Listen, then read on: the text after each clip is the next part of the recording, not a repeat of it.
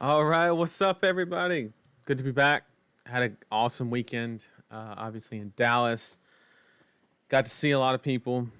Got to play in a great event. Really was a good time. We have a lot to talk about today, both in regards to Dallas. Just wanted to go over some stuff that happened, and recap it. My experiences, first tournament ever, not playing. Room Blade, if you will. So, I'm super excited to do today's stream. 100%. Got a lot to cover. What I wanted to do after kind of the Dallas recap was I wanted to, because the next tournament for me is like Worlds, other than like ProQuest and stuff. So I wanted to take you guys with me on how I select a deck for a large tournament, or like even a change in meta. I just want to walk you through exactly what I do, exactly like what my thought process is, how I make the decisions I make, right? And it's a lot more fluid now that Briar's gone, because usually the decision tree would be, how do I get Briar to perform best in this meta, right? Or that's not the case anymore. I'm kind of a free man, if you will. So I'm going to go over the recap real quick. And then after that, I'm going to take you straight through my process of how I'm going to pick my deck for Worlds. I'm not saying I'm going to pick it today. I'm just going to show you how I evaluate the decisions, the heroes, and all that stuff. And then hopefully within a few days, I will have a deck selected, because I kind of got to get on it. It's like, little over 2 weeks, maybe even 3 weeks out. So we gotta kick it into high gear and get that done. So let's talk about Dallas. Okay. I want to say thank you to everybody that came up and said something. It means the world. More importantly, one person came up to me, and it was my favorite part of the whole weekend. And they came up to me and they said, "Hey man, I watch your streams, but you got to kick up the energy level, because the past couple ones, you just look tired." And I was like, he's right. Like, I went back and watched it. I was like, man, I just look exhausted. And I love that feedback, right? Because it helps me identify things that I can do better, that can basically allow me to give you guys as much value as I possibly can, whether it be entertainment, whether it be competitive value, whatever why you're here, whatever your reason is, right? But I 100% agreed with what they said. And it's always like, it's kind of tough to tell people that, but I really do appreciate that feedback. It meant the world. Thank you so much for doing that. It was my favorite part of the whole weekend. So I brought, everybody should know by now, but I ended up bringing Dromai to Dallas. Now, I always tell people that everybody should have a goal for a tournament.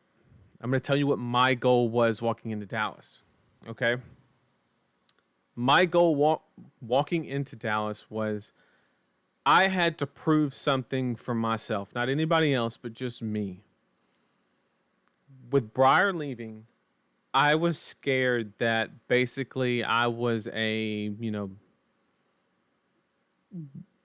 specialist or like a one trick, right? That was kind of like a big fear that I had, was like, if you put any other hero in my hand, I'm just going to fall apart, kind of thing. So what I wanted to do was I wanted to walk into that tournament and it not be my worst performance yet at a calling level event.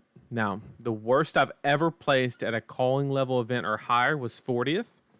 That was the second Indianapolis calling. That's the worst I've ever done. So that was my goal. I wanted to make day 2 and get above 40. So that way I can say that, I've done worse with Briar.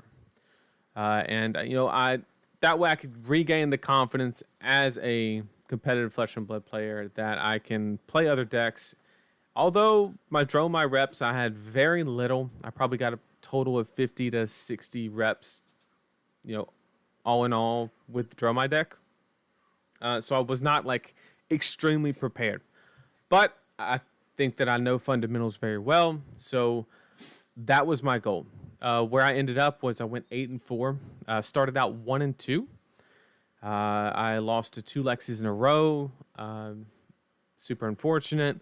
And then I got paired into a Rhinar and a Phi and was able to fight my way through that to go on to day 2, where I immediately faced Mara, which obviously it just outclassed me in the Dromai, sphere. And I lost 2 matches on day 2 and ended up with a record of 8-4 at 34th. So I accomplished my goal of just proving to myself that, hey, I can do it with other heroes. Did I top 8? No. But I just wanted to basically prove to myself that I can perform on a decent level with just any other hero, right? That's just something I wanted to prove to myself. I was able to accomplish that. So on we go. So let's talk about the event, kind of what happened. We had obviously Dromai is the talk of the town. DM Armada in the chat. It is the year of the dragon, right? And Dromai had a very good conversion rate to day 2. I think it was the exact same as Lexi, which is something we've never seen with Dromai ever. We've never seen Dromai be the top converting deck or even equal to the top converting deck of any tournament on a large scale. So that was kind of, a surprise. But if you watch the streams, it shouldn't have been a surprise, because when I made my tier list, what did I put as my number 1 deck? I put Dromai. And not to brag, but I also put Azalea as my 3rd best deck, and that one won the other calling, right? I'm just saying, you got to stick around for these tier lists. So we were able to call that, and the reason that Dromai did so well is as a very solid game plan into Lexi, while also having a lot of free matchups. And the matchups where it struggles are not really in the format as of right now. So that's kind of it. It was an environment that really allowed Dromai to kind of thrive, and that's what we saw. What are you going to play for your ProQuest coming up? More Dromai? Probably. Between Dromai and Lexi. I've never registered Lexi before at any event, period. And I would like to say that I never took part of that because I just hate the deck and what it does. So I would like to say that I never contributed in any way. But yeah, so I'm more than likely to play Dromai, but I could see a situation where I could default to Lexi. That is a possibility. What's up, Brendan? How did your elo change from the weekend? Actually, because we played a lot of solid players. We played Pat, stuff like that. Played a lot of good players. We went 8-4, only lost like 12, 15 elo, so we're still top 20, I think, globally. So we're still okay. We learned a lot and didn't give up a lot of elo to learn a lot. So that's always a very good thing. Moki, is that Dagan? Is that Dagan in the chat? Let me know. I didn't have a chance to get you to sign my Briar card in Dallas. Crossing the border for any ProQuest in Mississippi. I am going to a ProQuest in Mississippi. I believe it's in Oxford, if I'm not mistaken. Yeah, I think I'm going to Oxford. I think that's the only one I'm going to in Mississippi. What's up, Dagan? How we doing? I don't think you were there in Dallas. I thought I saw some ProQuest shenanigans in on Twitter, but if you were there, I'm sure we would have had a Bravo in top 8. I'm almost certain. Good to see you, though. I'm assuming you're going to Worlds. Let me know. Let me know, Dagan, if you are. Okay. So we had the Dromais kind of take over. Essentially, we had 4 Dromais in top 8, and along with 3 Lexis and 1 Dash. Of course, the Dash is the one and only Merrick Kemp, right? And he's kind of been finding a way to get that hero to places that a lot of people don't think it should be. And yeah, was not had to farm gold foils the easy way. I respect it. I think Bravo's a good pick, and that's one thing we're going to talk about. That's one thing that we're going to talk about today, 100%. Like I said, after the recap, which I'm almost done, we're going to talk about my thought process on selecting a deck for any change in meta. In this instance, we're going to be talking about Worlds. But yeah, we had a lot of big names with Michael Fang, Michael J, Jacob Bob, Matthew Vore, and then Guy, of course, that ended up taking it all down. I talked to T right before the cut to top 8, or it was 2 rounds before the cut to top 8. And we were chatting, and he's like, I think if I win the next one, I'm locked. And I was like, I don't know, man. You lost kind of late. I think you're locked no matter what. But then I was like, but we're not going to worry about that. You're just going to win them. And then he ended up doing that, and he made it top 8 and ended up closing it out. So proud of Guy, man. Just a solid player. A little story about Guy. The first time I met him was in the Battle Hard in Chicago. He was playing Dromai, of course, and we played. He was the one that knocked me out of top 8 and knocked him into top 8. He was playing against my Briar, and he actually sided out his Warmongers because he watches the streams, and he knew that I had like Seek Horizon and stuff like that to kind of play around it. So he actually sided them out, and it actually like did a lot of good, and he ended up taking me down to get into top 8. So shout out to Guy. He killed it. He killed it. We got Mara in the chat. So I was super confident after day 1. I was like, I started the day 1 and 2, and I just won out through a Rhinar, through a Phi. And then at the beginning of day 2, I look at my pairings, and it says Mara. So I sit down, and I'm like, well, I'm just outclassed. However, against all odds, right? The Dromai player, against all odds, I got her down to 34 life. No, it was a slaughter. I mean, she just destroyed me. I think I got an early tumble tie and kind of blew up the furnace, but she resolved like 2 tomes before I saw one, and I just could not establish a board. I tried to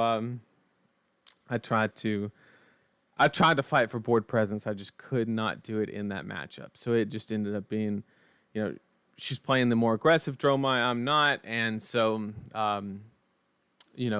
when she had the board presence and the aggressive cards, it was it was 33. Okay, that makes me feel so much better. But I played 3 other Dromai mirrors and won every one of those. So like I wasn't just giving up the mirror. Overall, I'm very happy with my performance. With a complicated deck, only 50 reps on it total ever in my existence. 50 reps, ended up taking it to a day 2, 34th. Almost cashed, 2 spots from cashing. I'm happy with where I landed, and yeah. So that's gonna conclude the recap for Dallas. It was a great event, great seeing everybody. Even Vero, oh my god, and Jason with the motivational speech was the highlight of the weekend. Holy cow! It's deleted now. I would play it for everybody, but he deleted it and literally just ruined history, unfortunately. But we laughed about that for so long. It was so good. Okay. I'm now going to walk everybody through my process of selecting a deck into a new meta or a tournament. In this case, we're going to use the instance of Worlds, right? Because I need to get a deck for Worlds. So that's what we're going to do. Let's go ahead and hop over to this. Okay. So we are not just doing a tier list. That's not what we're doing. I'm just using this as like a visual aid. I don't know how else to like show, you know, what I'm talking about and like what I'm comparing and stuff like that. Okay, so we are, just so everybody knows, we're not making a tier list. That's not what we're doing today. Although, it is me, and that's probably what a lot of you expect. What we're doing is just walking through my thought process on creating a new deck for a meta, or selecting a deck, not necessarily creating one. Sometimes we have to, right? So let's go. Okay. So I already kind of have it prepped into what I believe the 6 best decks are in the format. That's why we have those 6 in the S tier, even though it's not really S tier. And then we have everything else at the bottom, okay? So what we're going to do is we're going to go through every single hero and say, okay, how does it compare to all 6 of these? Because that's who you're trying to compete with, right? And then we're going to kind of brainstorm and say, does this hero have the natural card pool to kind of handle the problems that the X deck presents? And we're just going to go hero by hero and say, can it do something? And then we're going to place them accordingly in these 3 categories here. C is basically no contention, basically, because we don't think it can get there. B may be like a rogue archetype, maybe like a defensive ninja would go in like a B tier. And then if it was like regular aggressive, it would go in A if it answered a lot of the questions. So let's go ahead and get started. Okay. So let's start by comparing what I believe the top decks are in the format with each other. And just so everybody knows, they're not in any particular order. I'm not saying that Dromai is better than Azalea or anything like that. I just think that those are the 6 that you really have to be concerned about at Worlds. These are the decks that have the highest percentage to be 10% represented or more. 10% representation or more. I wish more tier lists look like this. Yeah, unfortunately. Oh, man. Discord watch party. Oh, are you in our Discord? How many people we got in there? Not enough. Not enough. Okay. So here we go. Let's go ahead and talk about the top heroes and kind of compare them with each other. That's what we're going to do first. Okay. So let's compare everything to Dromai. Okay. So to make it easier, I'm just going to kind of move Dromai across accordingly, right? Instead of moving everybody to Dromai. Okay. Dromai to Azalea, right? Or let's talk about the mirror match. I guess mirror matches don't really matter. We could talk about teching later and stuff like that, and we can kind of nuance that accordingly. But let's just talk about Dromai versus Azalea. Previously, I believe it was considered to be like extremely Dromai favored. Maybe not extremely, but Dromai favored. Every day that goes by, especially with the tone package, I think that it's probably even. That's kind of where I believe the match to be. I think if you have a sideboard plan like Guy did, where you can put in that Crown of Providence and kind of lean more defensive, and kind of take the no blocks out of your deck, is where you kind of get punished by Azalea. Anytime you get hit and Red Ledger and you have Tome in your hand, it's basically an IP penalty or more, right? You can't even block, you can't play, you can't do anything. So let's assume that that's about a 50-50, right? And we're assuming high level equals skill, right? We're not saying that we're not comparing, the best of both classes is basically what we'll be using as our benchmark. Are very both skill. Yeah, they are skill intensive. 100% agree with Mara, and that's why we have to assume that both players are extremely competent in the matchup. So we would be comparing, just the best Dromai to the best Azalea. And then, so let's go to Dromai and Icelander. Once again, I think it's very close. I don't think that Dromai gets a huge edge. There are some things that she can do. Obviously, you have furnace interactions with Frostbite, Channel Lake Frigid, and stuff like that, where you can kind of like skill can get you there, but at the same time, I would have to say that it's probably slightly Dromai favored, not by a whole lot, but I would say that Dromai would be slightly favored into Icelander would be my guess. Just like I think Dromai is slightly favored into Dash, I think Dromai is a underdog into Phi, and then probably 50-50 into Bravo. There's some tech that I've seen going around with the Bravos to kind of mitigate that matchup a little bit, and it's very good. And it can kind of cause problems for Dromais if they approach it in a way that they traditionally approach it. So definitely an underdog into Phi, though. So overall in this matchup, in this spread, the only thing that Dromai truly has to worry about is Phi. The rest, she's either like 50-50 or, a slight favor.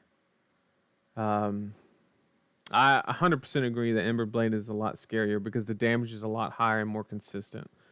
Absolutely.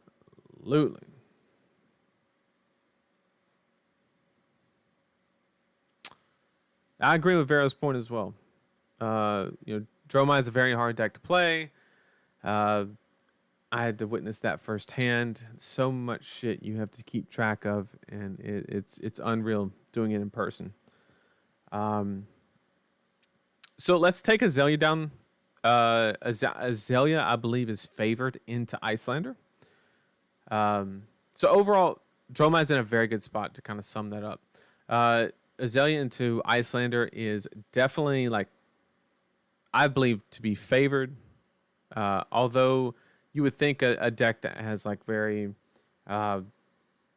very low resource count, a lot of reds and yellows.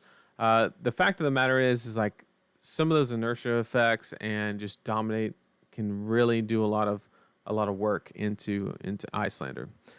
For Dash, I would say this is a tough one.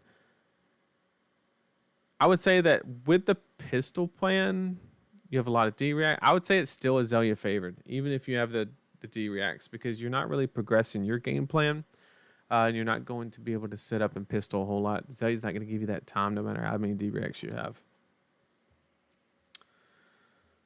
According to the accounting of the deck made me not want to play it back in the day. Yeah, it's a lot of accounting. That's a great way to put it. Bravo is unfavored for Azalea, and then Phi is favored, and then we've already talked about that one. So Azalea has a pretty good spread, kind of like the same situation with Dromai, but your only bad matchup is Bravo. Okay? And we're going to see a theme here, and it's why I believe these are the best decks, right? So Azalea has a pretty good matchup into every one of these except for Bravo. Okay? Let's take Icelander. Icelander has a bad matchup into Dash. Icelander has a good matchup into Bravo, a good matchup into Phi, an okay matchup into Dromai, and a slightly unfavored matchup into Azalea, I believe. So far, out of the heroes that we've covered, Icelander is a little bit lower on the totem pole than these two.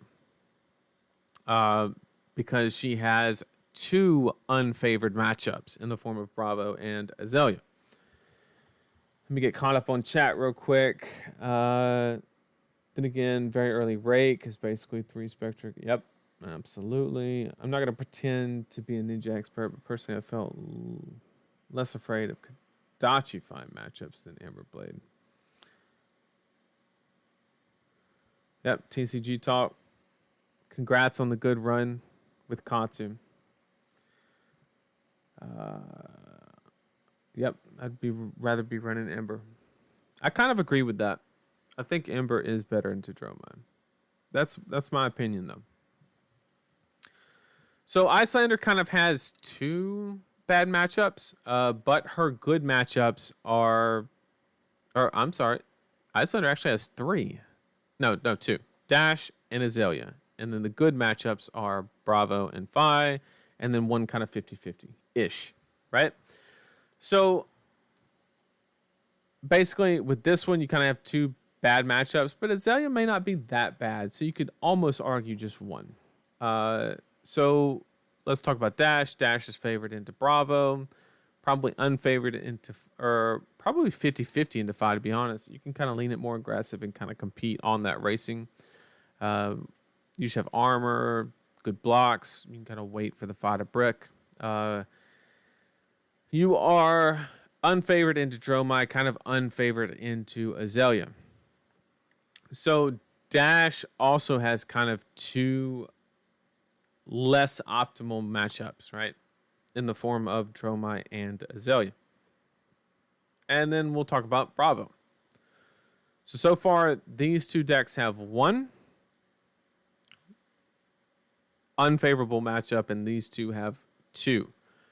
Bravo is probably a slight underdog into Fi, 50-50 into Dromai, a huge favorite for Azalea, and bad into that, bad into that. But we can call that was before Starstruck, to be honest. So we'll give Bravo the benefit of the doubt and say that this could be closer to 50-50.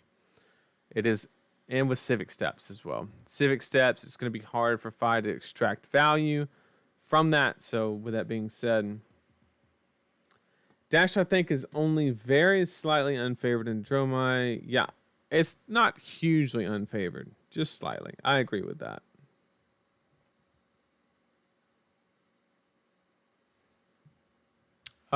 So we got 50-50, 50-50, favored, unfavored, unfavored. So once again, two unfavored matchups. And the last one's going to be Fi.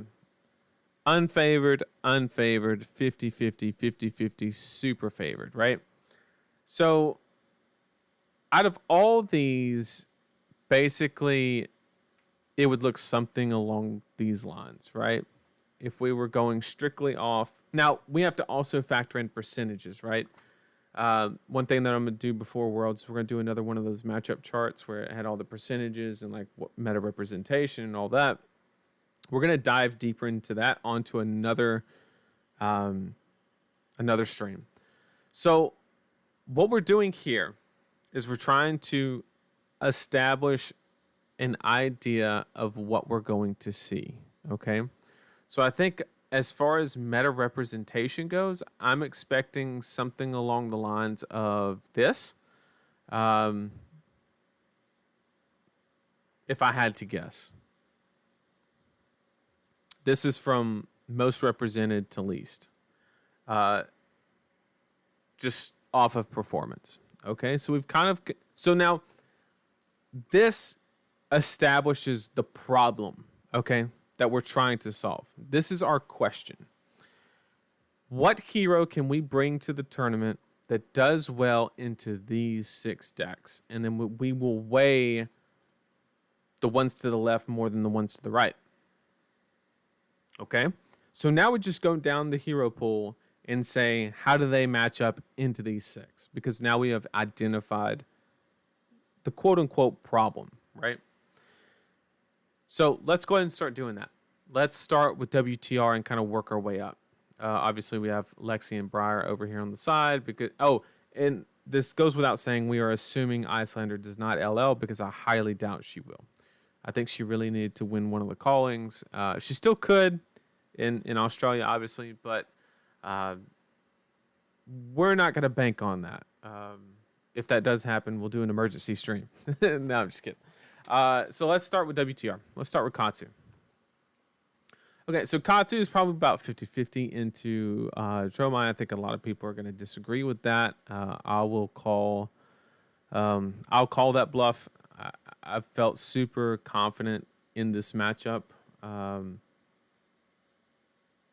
I appreciate you stopping by, Dagan. I really do. Take care. So, if it is favored, it's probably very slightly favored for Katsu. But as a Dromai player, if I get sat across from this deck, I'm not entirely concerned, to be honest. And so this one's an even to possibly slightly good. This one for Azalea is probably really bad. You can build more defense. Okay. Because we have defensive Katsu on the table, we need to delineate right now which one is better than the other based off of matchup spread into these 6 heroes. So let's go off of normal combo Katsu first. Just traditional Katsu. Pretty good into Dromai, maybe slightly favored. Bad into Azalea. Good in mid into Bravo. If the Bravo is really good, the matchup can be kind of scary. What world where Dromai isn't even... Yeah, I know. Z. What a world. Tome is just something else. It really is. Probably slightly favored into Fi, to be honest. You have the better on hits that forces blocks. Fi doesn't block very well. So you're probably slightly favored there. Unfavored, and then probably 50-50. Maybe probably slightly unfavored in the dash. She blocks really well and kind of wants to pick her spots anyway. So, yeah. So we'll call it 50-50 just to make everybody happy, although I think it's slightly Dromai favored. Or 50-50. I think it's 50-50. So we'll say this one's 50-50, slightly unfavored, 50-50, slightly favored, unfavored, and then 50-50. So regular Katsu kind of does match up decently well into this category. Now let's run the defensive. Let's talk about that. Defensive is obviously going to do a lot worse into Dromai just because they're going to be able to establish the board, put a Chromine arsenal, wait for a moment. Even if you have like a 9 popper package, whatever the case may be, it's just playing Dromai this weekend. It was so easy to just manipulate a board state that just says, I don't care if you have a popper or not. And I think people are underestimating the ability to do that, whether it be through Lost in Thought, saving a Chromai for a certain moment, whatever the case may be. Defensive Katsu is going to do a lot better into Azalea, going to do a lot better into Bravo because he's not going to be able to get those on-hit effects. You're just going to do better math, right? Believe it or not, I think defensive Katsu actually does probably slightly worse into Fi because Fi is going to have better consistent pressure. And then your mass draws are going to be statistically a little bit worse in defensive Katsu because sometimes you can just draw that shit blue that doesn't really do anything. Defensive Katsu is going to be worse into Icelander because you're not putting her on the clock. And then you do get a lot of surprise factor into Dash. And I think defensive one will be a lot better. Okay? So what it seems like, if you go from aggressive to defensive Katsu, you're basically trading these two these stay the same. They don't really change that much. Actually, yeah. Okay. So 3 matches go up and 3 matches go down. So it really just depends on what you want to play for. So in defensive Katsu, this gets worse, this gets worse, and this gets worse. And then these get better. Okay? But in aggressive Katsu, it's the other way around. Okay? So you just have to pick which one you want it to be better in.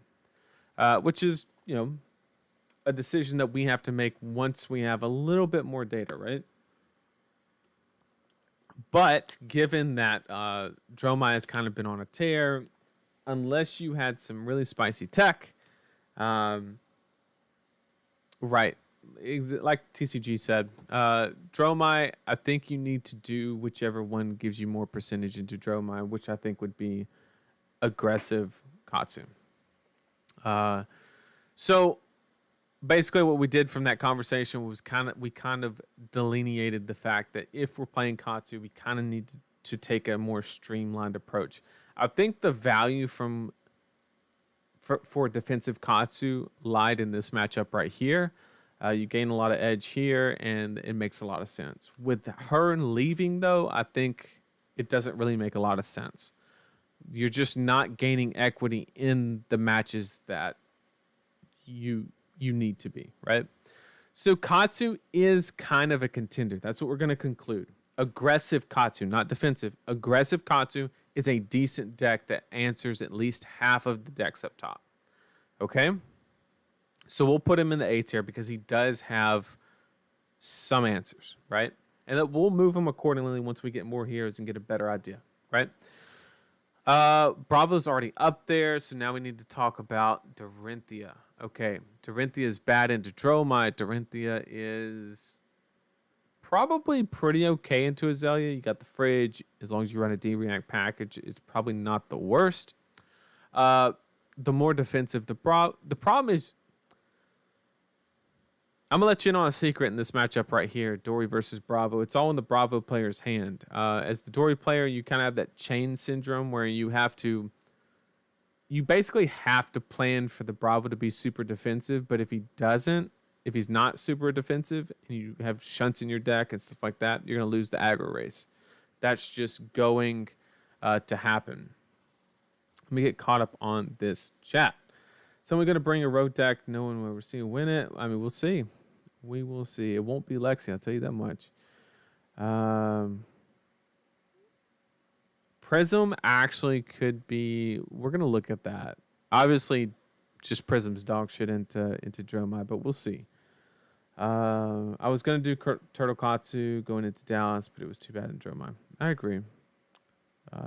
Thank you. Thank you for saying you love the stream. I appreciate it. It's great to meet you this weekend. Thanks for the picture. Absolutely. Absolutely. Fi above Katsu. Unreal, Nathan.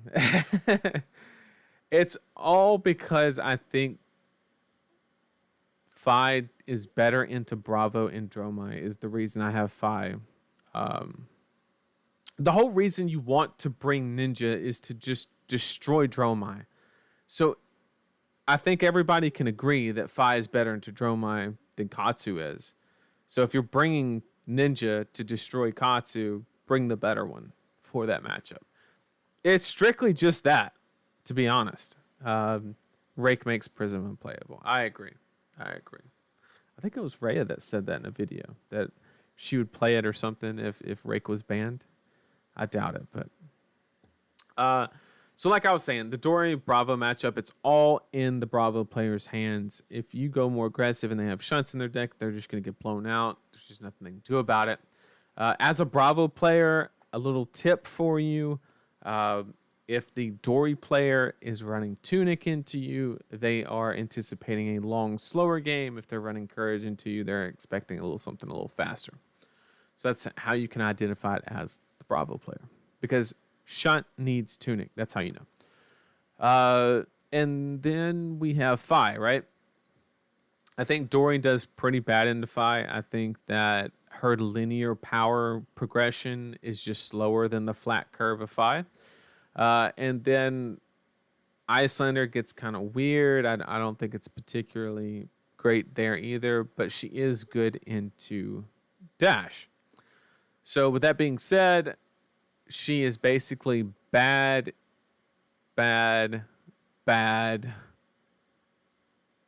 Okay.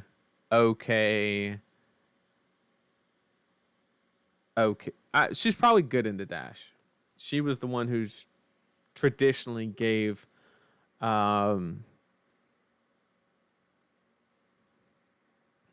she's the one that traditionally gave Dash trouble back when Crucible was the main set, and Dash had her original kind of reign over the game. So, unfortunately, I don't think Dory has the answers for a lot of these heroes up here.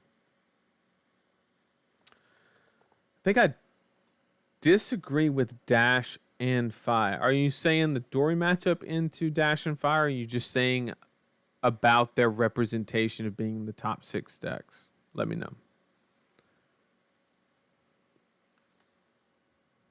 I'd love to talk about it.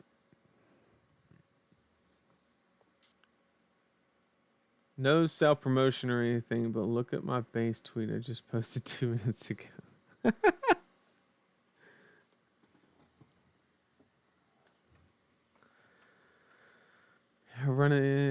She seems good into Fi, and Dash can beat her with hybrid plan pretty easily. Well, yeah, she's good into Dash. I mean, I think that's what I said, unless I was unclear. But Fi, I think, just stays a little strong too early and doesn't really give Dory the room to breathe per se.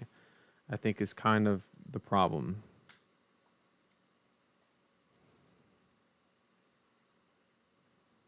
Let me see what Peter's talking about.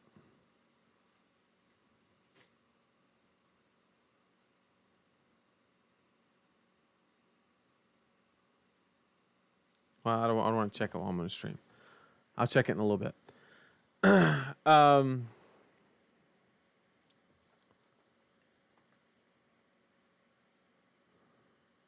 Always under the impression she is favored in aggro decks that don't want to block. So I don't agree with that notion. I think the problem is Dory starts above rate and gets above rate, whereas Fi is just slightly above rate the entire time. So if you die before you get the ramp, you just die, right? That's how the matchups are. And then obviously let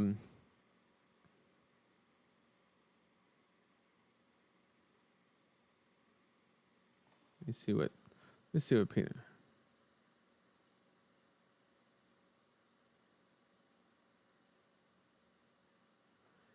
And if I see people bring ninja / aggro mech to world, you're actually trolling.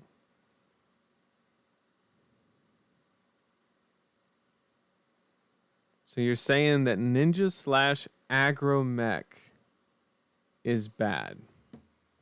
Okay. Ninja and aggro mech is bad. I mean, obviously, like Icelanders and Azalea are kind of like the two things that are like screaming that that's the case. Let's see. Could be wrong though. Maybe it's a coin flip depending on who goes second. My experience has always been that Fi is favored into Dory. That is my opinion. But anyway, I digress. I don't think that Dory has the answers to the toolkit, if you will, to answer. Now we could say, all right, let's delineate between the different versions of Dory. Let's talk about Decimator Axe, right? Gives up this matchup entirely, does better here, gives up this match, gives up this match, and gives up this. Yeah, Decimator Axe is just a meme, basically. So Dory's just out, right? So let's talk about Reinar real quick. Let's talk about Reinar. Yeah, that's interesting, Peter. I'll give you that much.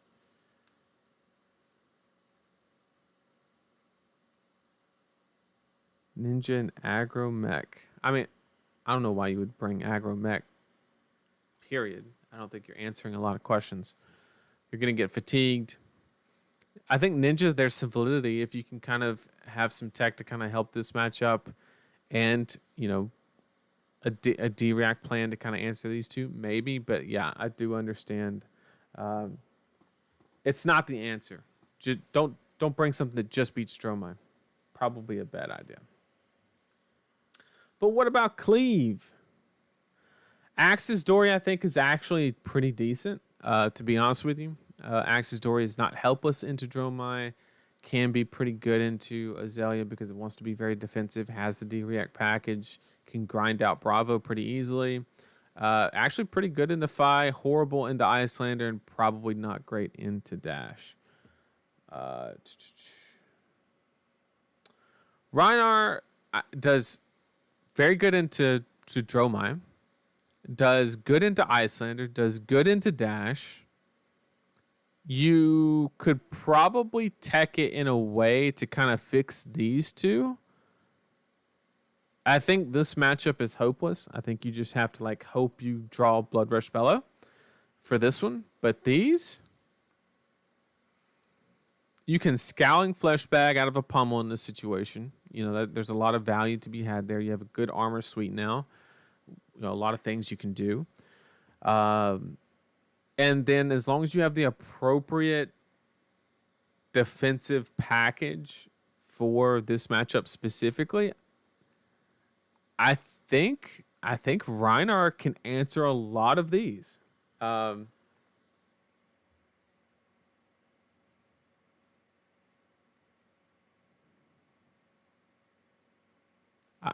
So far, I think out of the ones we've talked about, 100% Rhinar answers these top 6 decks. Once again, anybody that's joining us just recently, I've identified what I believe to be the top 6 represented decks for the world's meta in these heroes right here. And we're just going hero to hero and placing them in these 3 categories to see how they perform into these 6 decks. That's it, as to determine whether they are a contender and looking into or not, is basically what we're doing. So it's not a tier list. It's not a tier list. I'm just using this as like a category set against these. So once again, Rhinar good into Dromai. Rhinar good into Icelander. Good into Dash.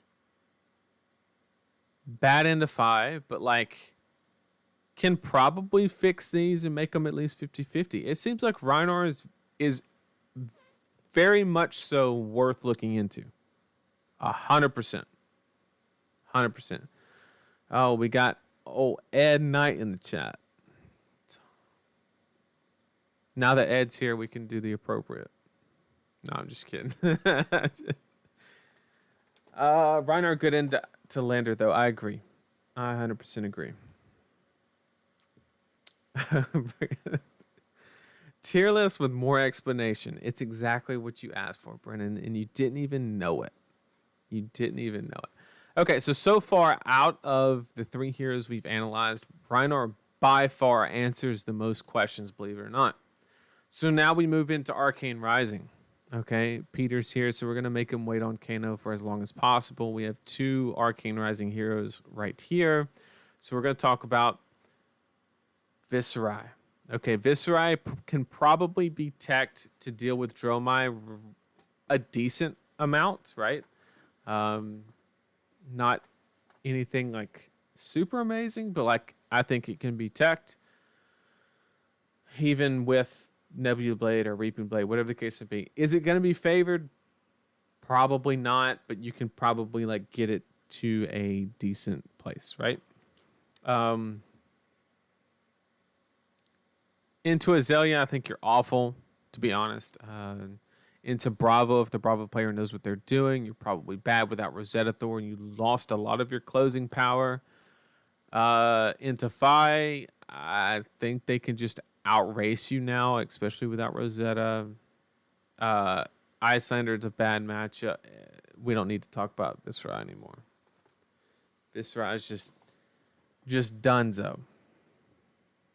Just donezo. Unfortunately, I would love, and we could talk about slow vis, sit back, make rune chance, big wombo stuff. You're bad into Dash because she builds up. Bad into Icelander because she can disrupt you. You're dead before you get it. Better hope they don't disrupt you. I mean, it's horrible. Okay. So Viserai is the worst at answering any of these questions that we've looked at. Okay. Let's talk about Kano. All right. Peter, can you solidify in chat who is favored in Kano versus Icelander? And what is the percentage? I believe it to be Icelander favored. That is my opinion. I just want to know if I'm correct. You've kind of seen both worlds and you probably have a good opinion on the matter. So I would just like to confirm that with you.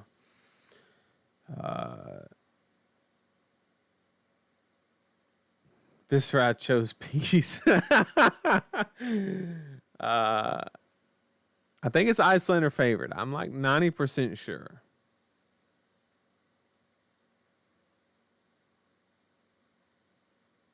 Let me know, Peter. Let me know.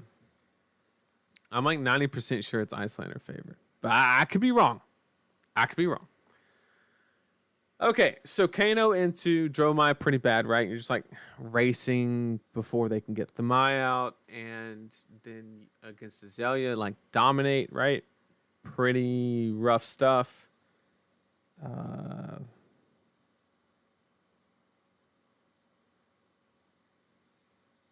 Icelander 90%, unless it's like 8 people in the world. Okay, all right.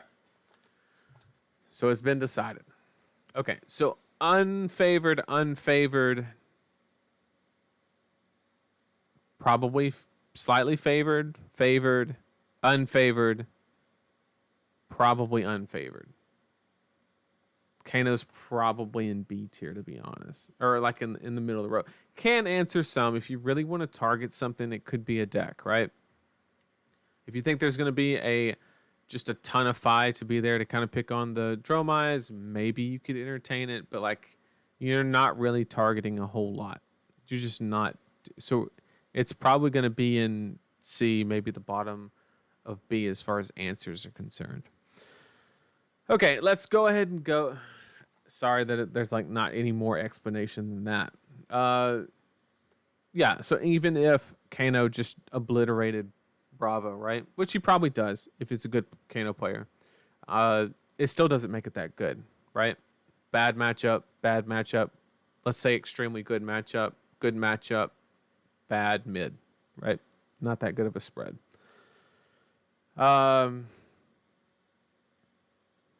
That's the most accurate statement I've ever heard. Kano is a top 32 attempt. That's a good one, Aaron. That is on point. Exactly. It is a top 32 attempt. Well said.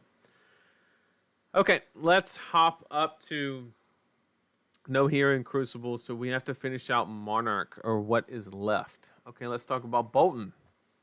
Okay. I think Bolton is really bad into Dromai. It's just a fact of the matter, right? Azalea, you could probably run a defensive package and be pretty okay into Azalea. Bravo, you're probably pretty bad, to be honest. Could be okay, though. You could be okay. I could admit that. Hot take for anybody out there. Bolton is extremely favored into Phi and just ninjas in general. Someone show Nathan the results of Netherlands Nationals. Oh, where he played the Dromai. That's not real. That's not real. I thought it was Switzerland or something. I could be wrong.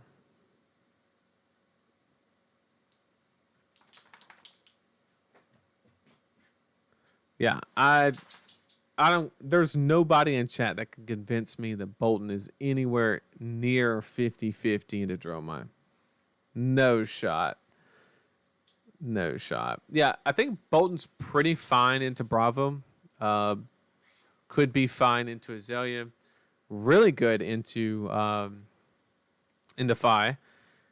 Really good into Dash.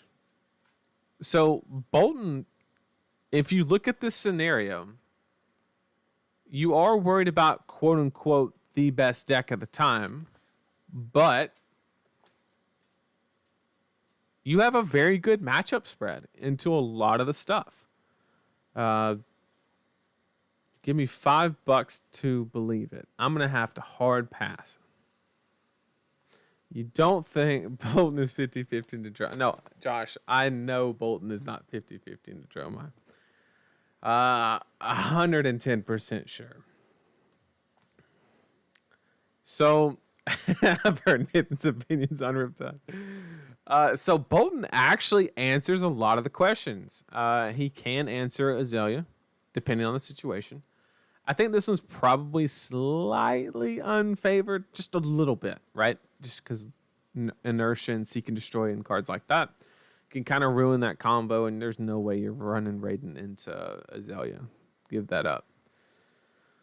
But the rest of them, I think, pretty decent with the exception of Icelander. Icelander and Droma are bad, but the rest of them, he's a pretty good answer for. So Bolton, we can conclude, is actually worth looking into. Believe it or not. And no, I'm not saying it because Josh is in chat. It's because, I 100% believe that that's the case, right? The bad part is the part that he doesn't answer happens to be the best deck. So that's something that's like a level 3 play kind of situation. But, it is what it is. So let's finish up with Levia. I never thought I would say this, but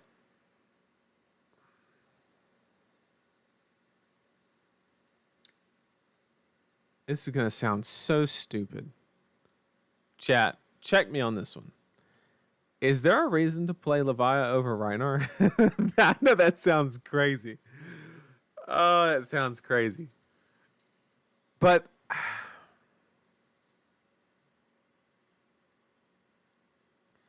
you don't get the Intimidate trigger, which is what makes this matchup so good and this matchup so good. You don't get to break shit, which makes this matchup so good.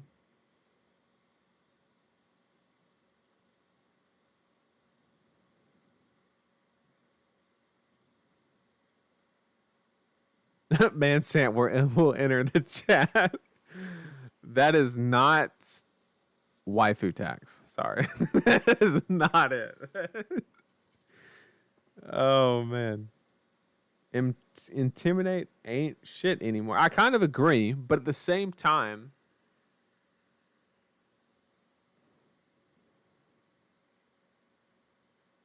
thank you for recognizing Vera. Nathan finally does well with any hero.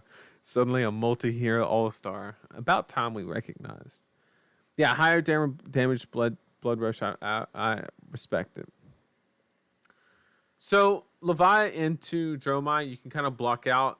One strategy that somebody told me was you can kind of lost in thought Levia, and she can just kill herself because you can take the one card, whether it be her pitch, whether it be the card that banishes, whatever the case would be. You can kind of take whatever is necessary to make the hand function, and just watch her obliterate, right? So you do have Carrion Husk into Azalea. That's probably pretty decent. Still not super favored, but probably pretty okay. Into Bravo, you're probably not sitting too well, to be honest. And then Phi, you're probably not doing.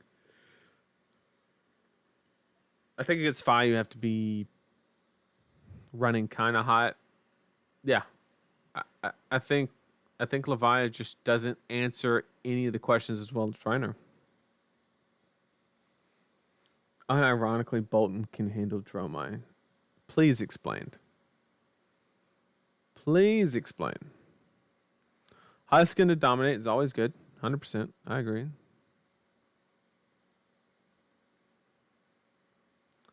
Levi can break stuff if she wants to. Yep. Reinar is a dog into a ninja. I agree.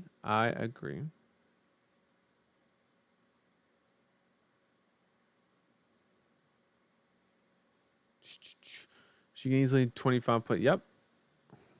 Well, see, that's where you go wrong, Aaron. She can easily 25 plus on consistent turns. She doesn't have consistent turns. Here's the problem. Can she do that? Sure.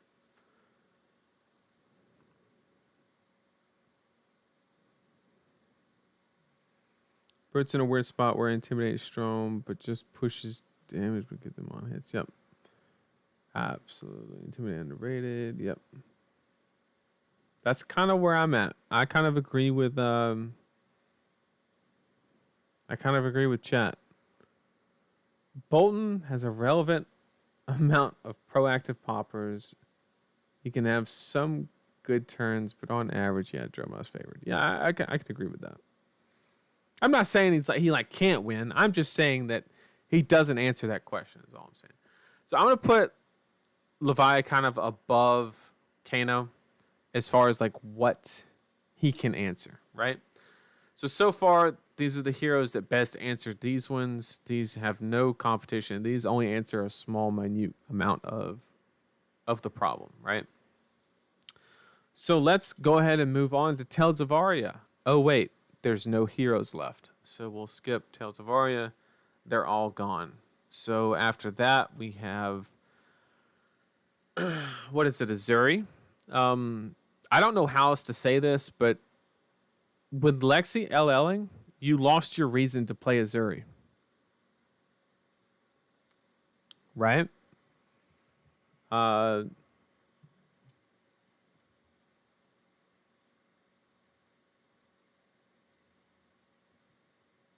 discussing one megabit upload. Oh, that's too good. That's too good. Oh man. Okay, Dark Odious, let me get you caught up. Okay. This top level, this is not a tier list. This top level is what I think will be the most represented decks at Worlds. These heroes, not including Azuri because we haven't done Azuri yet, but these heroes do answer well a lot of these questions. These heroes can like answer some questions, and then these just have no part in answering the questions. This is not a tier list video because there are definitely not 6 S tier heroes. I would hope not anyway. I mean, maybe that'd probably actually be a good thing, to be honest. But either way, let's continue. So Azuri, like I said, when this hero left, you lost a lot of reason to play this hero. You do okay in this matchup, not particularly great. You're dog shit into this. You're dog shit into this. You're okay into this one. You can actually be pretty decent into this one. I think you lose this one. I think just Fi's pressure. I think Fi can just kind of ignore your on hits and then just kill you anyway.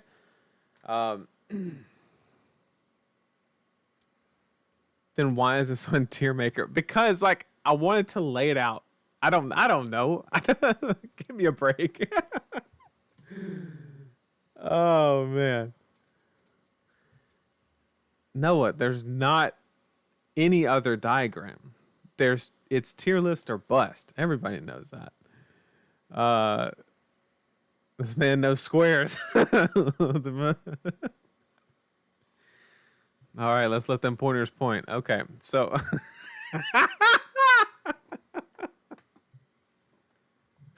okay, so you lost your reason to play Azuri, right? Because Lexi leaving.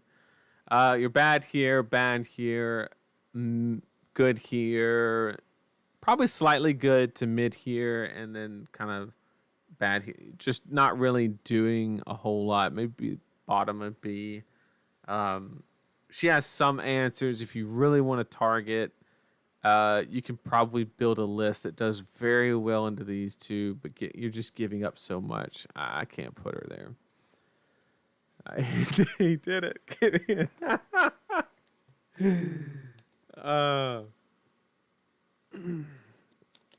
I don't think Azuri butchers 5, but I'm more than willing to hear somebody's point if they think that she does. The tier guys. T-shirts win, right? This list looks awfully tiered to me. Look, let's just look past that. All right, chat. You're not making this easy on me. Okay. So yeah, I don't think Azuri kind of answers a lot of these questions. In fact, she loses hard to these two and then doesn't even answer these matchups that well. So we'll move on. Let's go ahead and talk about Riptide. Okay.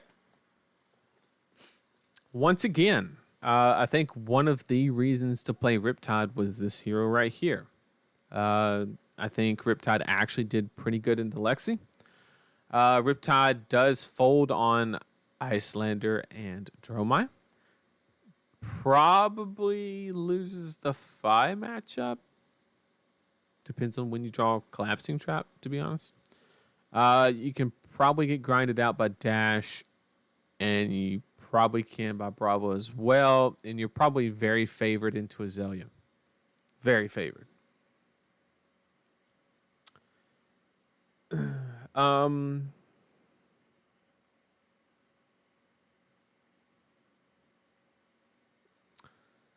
so I think, like, yeah, I think you lost a lot of the reason why you play Riptide. I think Riptide suffers from the same things that Azuri does, where you kind of lost the reason to play it.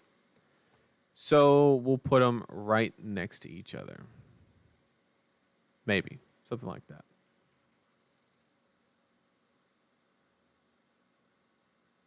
Putting Riptide in a tier and then me screenshotting that is definitive. It's over. Yeah. Oh man. Okay. So let's go ahead and break. Let's just talk about Arachne. God, it's such a chore. Same shit as Azuri, right? What are you beating here? Next. Just Arachne isn't it, right? Like you're not answering. Once again, you're losing the reason to play that hero right here. None of these are like extremely fatigable. You don't have the armor suite to cover up when you don't have the timely D-react for Azalea, so it's not as easy. Roll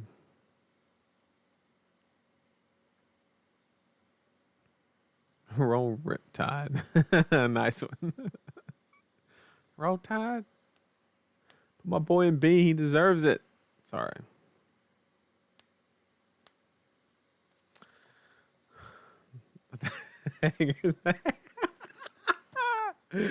I'm just laughing about something that happened in the Discord yesterday. It was too funny. If you're not in the Discord, then what are you doing?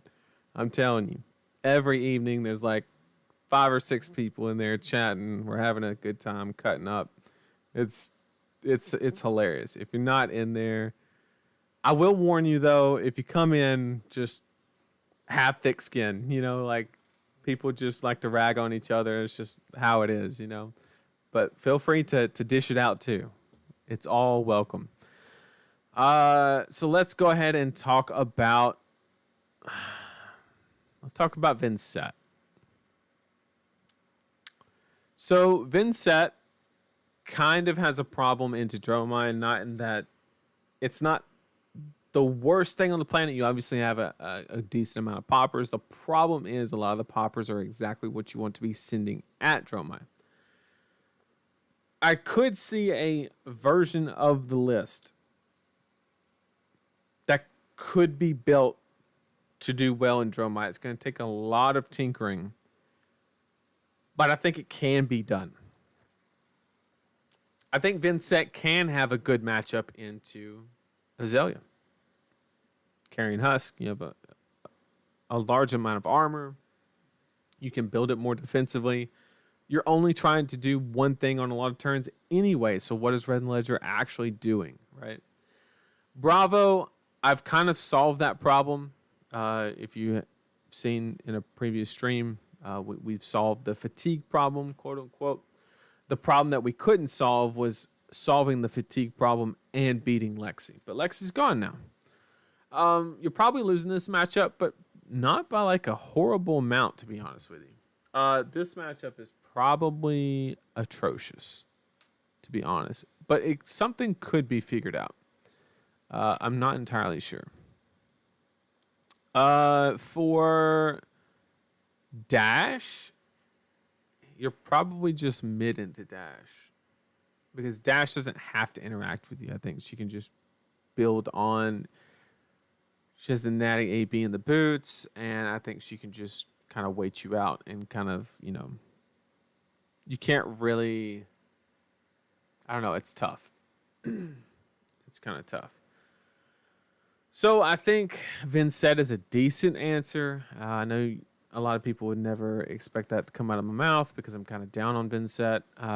But she does answer like some of the stuff decently well. I could see a world where you could build a version that answers Dromai pretty decently. Dark Odious said BC is just chaos, but that's why we love it. Dark Odious is even in there sometimes. Don't let him tell you otherwise. Stay out of the Discord. If you're not in the Discord, consider yourself lucky. Oh, man. I'm telling you, it's a good time. Just play 60 poppers and force a draw. New strategy. Let's talk about Prism. Okay, we know Prism is dog shit into this hero. Prism's actually probably decent into Azalea, to be honest.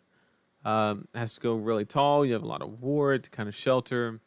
The problem is the dominate forces the ward to trigger, which kind of... I think you have to go into like a sideboarding plan where you go like more Iris and stuff like that, or you have to go Herald aggro, and they don't have the popper. So I think you can figure this matchup out. I think there is a Prism list that can do well into Azalea.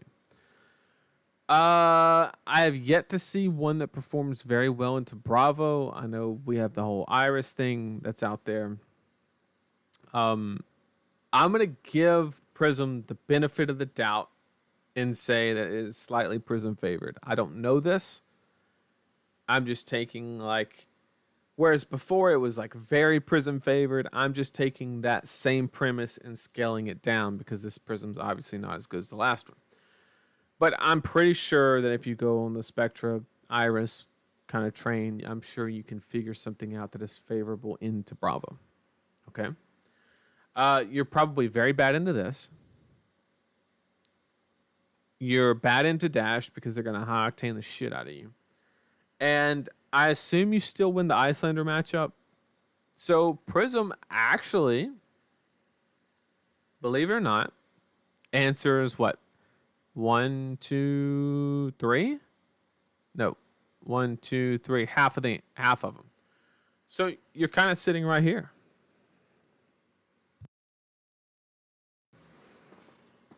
Iris versus Azalea Bravo Icelander is damn good. Yeah, that's exactly what I said. Yep, those three you're kind of good into. The rest of them you do kind of fold to the rest though. So I'm gonna say if you want to target those specific decks, I think Prism is worth looking into. Once again, this is not a tier list. We're trying to identify, does a hero have a toolkit that can answer the decks in the first row? That is all we're doing. And what I'm saying is Prism has the toolkit to answer half. Okay? So if Prism can answer Azalea, Bravo, and Icelander, right? And Katsu can answer Dromai, Vi, and Dash, then that's 3 out of 6. Then we have to put Prism right next to it.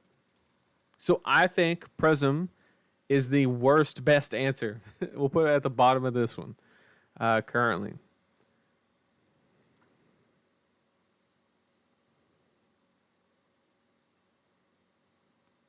Yeah, I mean, this matchup you're literally like 10% into. If you can raise Dash's skill matchup, yeah. I think Prism is actually, once again, all I'm trying to say is it's worth looking into. The one thing I will caveat with, everybody knows that there is a rise in kind of what's happening with Dromai, right? Everybody sees it. Everybody sees that, Dromai's winning. She's converting. So everybody's going to start adding more poppers and more ways to combat Dromai, which could knock Prism back down, right?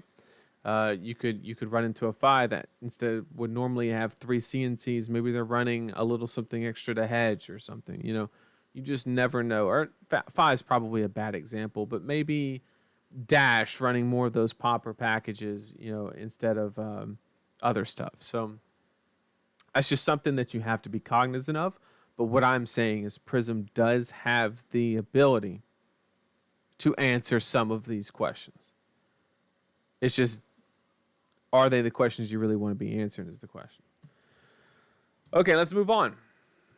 Let's talk about, I think Teclo Daddy is going to be the most controversial, so let's go Max. Max has still yet to prove, is there any reason to be playing Max over OG Dash? And I just don't think that that's the case. You lose this matchup because you're on a tighter resource curve, and you kind of have to get going with the hyperdrivers. I think you get outraced in this matchup. You probably lose this one. You probably lose this one, and you're losing this one. So just not getting the answers out of Max, unfortunately. I think even if Prism had 60 life, it cannot beat Dromai. That's probably correct. From this segment as well. Tekla Vesson. Teclo Daddy. that should be dying, bro. This shit was good. Okay. Let's talk about Dash. Well, Peter, I mean, do you disagree? I know it's crazy, but do you disagree with it? I mean, I didn't like putting Vincent up there. I just think that she answers the questions better than Kano does. I could be wrong though. I'm willing to talk about it. Let's talk about Dash.io. Okay, we know that she could be very defensive. She could be very hard to fatigue, given that she has the appropriate cards like Red Backup Protocol and stuff like that, to kind of recycle those big threats like Max V and stuff and things along that nature. I don't think she's particularly great into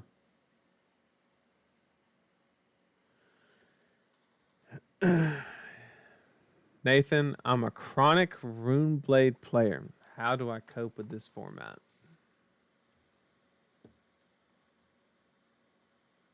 I don't know what to tell you, boss.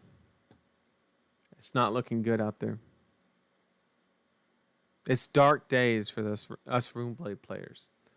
But what I can tell you is that ever since I've been forced to adapt, I've learned so much about playing the game in a lot of different ways. And I've really grown as a player the more I stepped away from the one thing that I played all the time.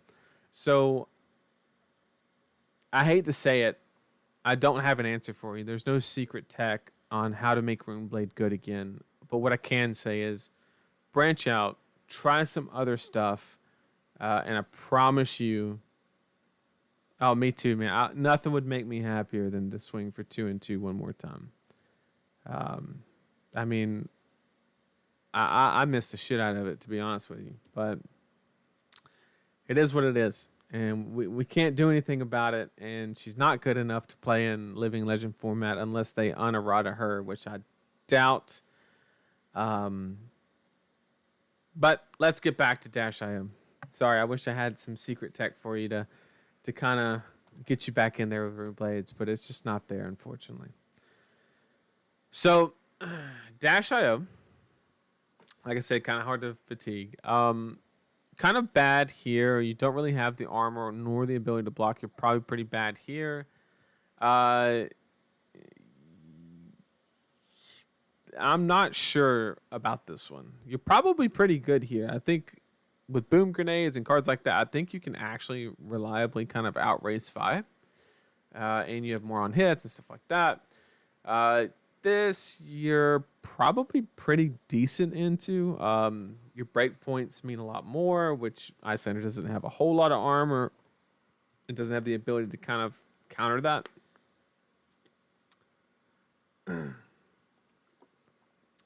Dash IO is better into Dromai than OG Dash. Interesting. Interesting.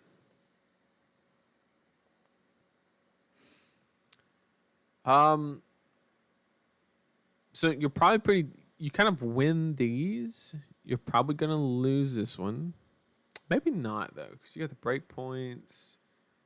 Nah, I think if they just go tackle pounder, they'll just get you on value. So I think you're gonna lose this one. You're going to do really well into these two. Probably bad here. The armor to cover up the breakpoints. You're never getting a boom grenade off. They're gonna pressure you, and you're not gonna be able to block. You're bad here as well. And let's say that you're slightly an underdog here. Dash IO is just not answering the questions that need to be asked. Unfortunately. Isn't Azalea just very close to a Rune Blade? You are correct. That's why it was the very first deck that I tried out. I posted the Azalea picture. I consulted with Levi on how to play Azalea, and I really enjoyed it. There's a lot of similarities, right? The biggest difference is, and I couldn't get my brain around it, is that the non-attacks always block for 2, and I don't like it. So if you do brick, there's no way to kind of like extract value in any other way. Like you can't even block decently half the time. I guess it's not really as bad as I'm making out to be because your attacks block for 3, whereas Briar's, her attacks block for 2. So, but yeah. So let's talk about Teklo Daddy. Okay. Now, I made a statement that he was the worst hero out of Bright Light. And so far, if you were to factor in every single tournament since Bright Light's release, he has been the least represented. So, the initial analysis seems to be correct. Does that mean that nothing can be discovered? Let's see. Let's kind of do a comparison. I think that Teklo Volson is bad into Dromai. Bad into good Dromais. Teklo Volson is probably pretty decent into Azalea. You know, you're playing the armor. You can do it at instant speed if they red and leisure you. That way you still get value from your hand. And Bravo, I'll be 100% honest with you. I'm not too sure who's favored in that matchup. Be very interesting, but I think Teklo Volson can be pretty decent into Azalea, but unknown into Bravo. You're probably going to lose the Phi matchup. They're just going to get there too quick, unfortunately. And then we all know about Icelander. You're just going to auto lose that. You can add all the rusted relics you want. It's not going to help. It's just a fact.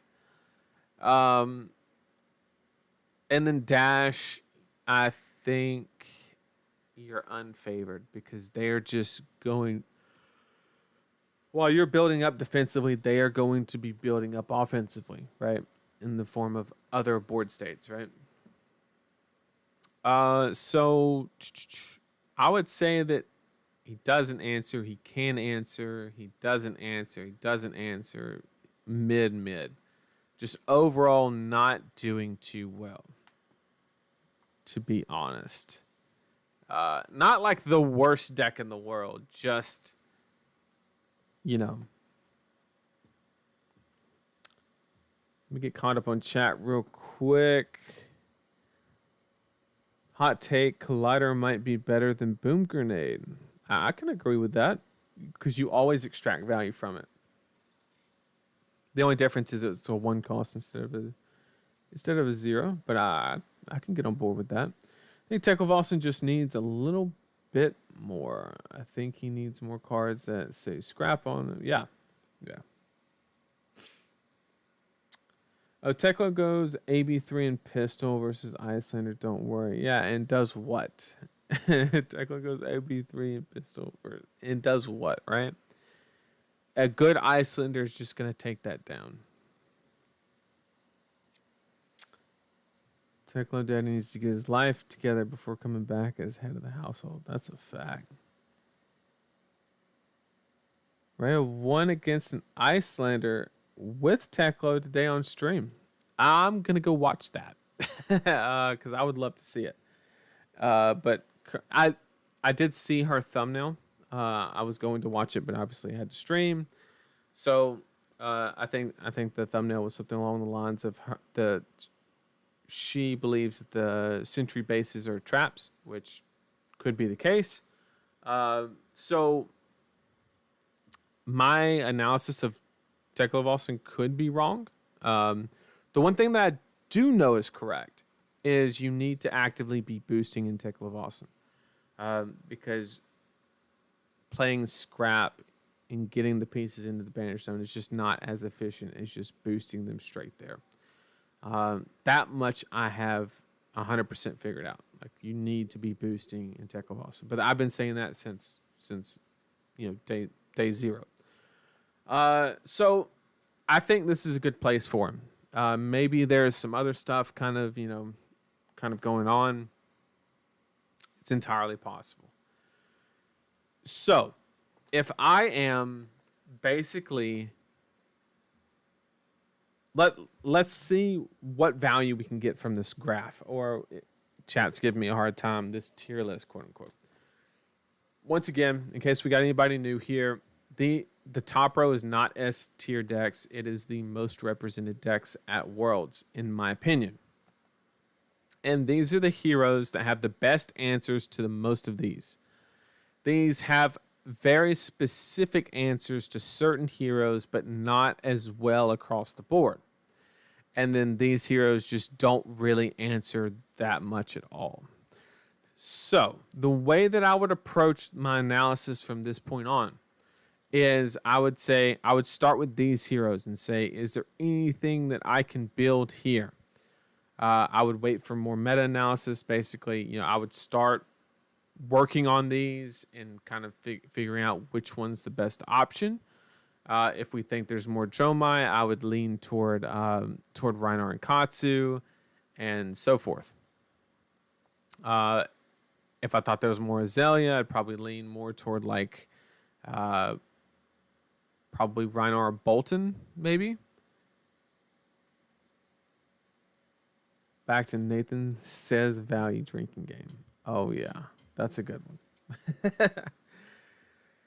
So as far, what do we do? So we're obviously going to ignore the bottom row, right? Because they're not really answering that much at all. But what do we do with this middle row? Well, middle row is kind of like, you really want to just target something and you don't really care about anything else. You might say, man, I really just want to beat up on Bravo and Vi. Let me take Kano, because that's my best way to win those matches, right? Because you think those two will be the best and most represented decks. Then you take Kano and you just hard lose to some other stuff, right? That's how we approach. So what we've effectively built is not a tier list, but we have built a level 1, a level 2, and a level 3, right? Whereas these answer a lot of these can answer these or these, right? And I would just take the approach from there. So to be honest, I think I'm going to start with Reinar. I think after going over this, Reinar shows a lot of promise. I've played a little bit of Brute, not a whole lot, but I think Reinar does have a lot of answers with the heroes mentioned above. It is very interesting now that I think about it. You do really well here, and well here. And then you can probably fix these two, and then you're going to fold here. But I guess the question that you would have to be honest, it's kind of the same spread as Dromai, if you think about it, right? Dromai, you're kind of even here, even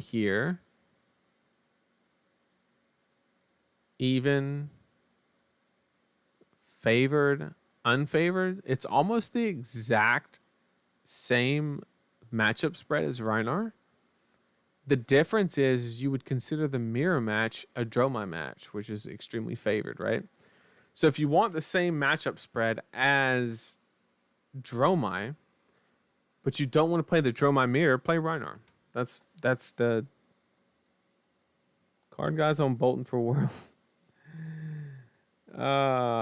Is this a dream? Someone pinch me.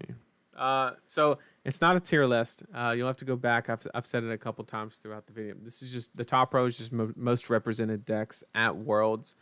These are the decks that have the most answers to these decks, and then these have very niche targets, and then these are just unplayable. Basically, is my thought process. So yeah, I'm really gonna start looking at Reinar. I'm not a huge fan of Katsu. I've really grown attached to that consistency, and Katsu just does not have it, unfortunately.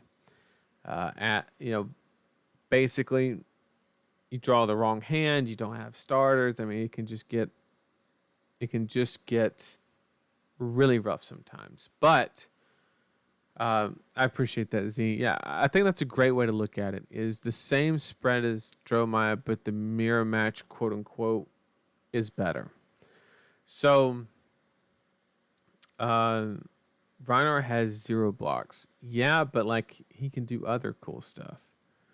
So, yeah, that's where I'll start looking in my deck building for Worlds. That would kind of be my plan. And also, I'll have to look at these heroes as well to say, is there a version that, like, let's look at Icelander, for example. What if they have the ability to go back to, like, full arcane? Kind of like what Ethnic Smoke brought to the PTI event and took down, ultimately. What if that answers the question a lot better? Because Lexi is not a good matchup for Icelander. I don't care what people say. I think it's unfavored for Icelander.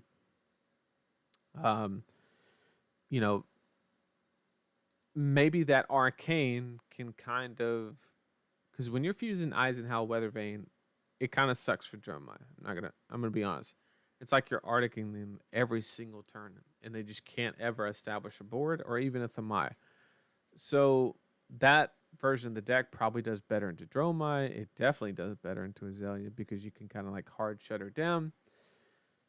You probably do worse into Dromai or into Bravo because you kind of need the Wounded Bulls and stuff like that to steal the cards to get in arcane damage, or you can run the risk of getting fatigued. Fi, you probably do better because you're just creating more frostbites, and then Dash, you probably do worse for the same reason as Bravo.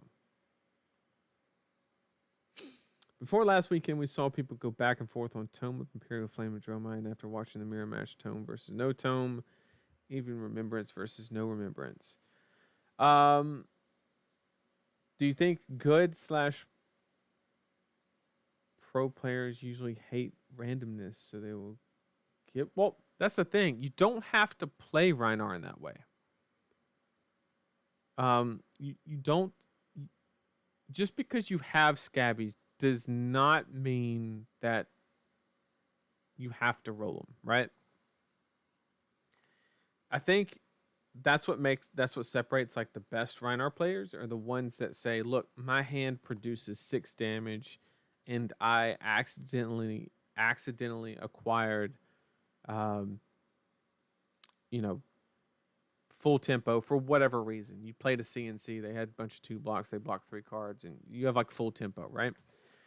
And you look at your hand, and it's like, without an extra action point, this hand does 6 damage. Okay? But if I roll Scabbies and get 2 action points, which is a 66% chance to get 2 or more, then it can do 12 damage. Okay? So if you look at the math from Reinar's perspective, you're risking a 33% failure to increase your damage by 50%. So you are netting 17% value if you really break it down that way. So with that being said, like realizing those spots and understanding the decision, when you need to risk it, when it's not necessary, right? Very, very important.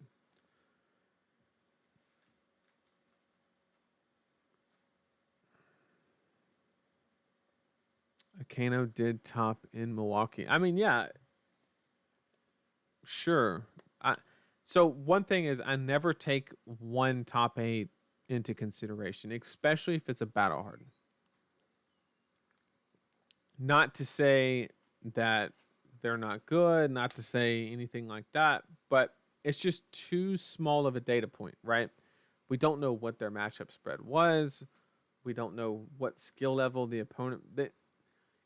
One top 8 could just mean gym variance, right? And they were on the right side of it. It could mean that they're just the greatest player in the world. We don't know yet, right?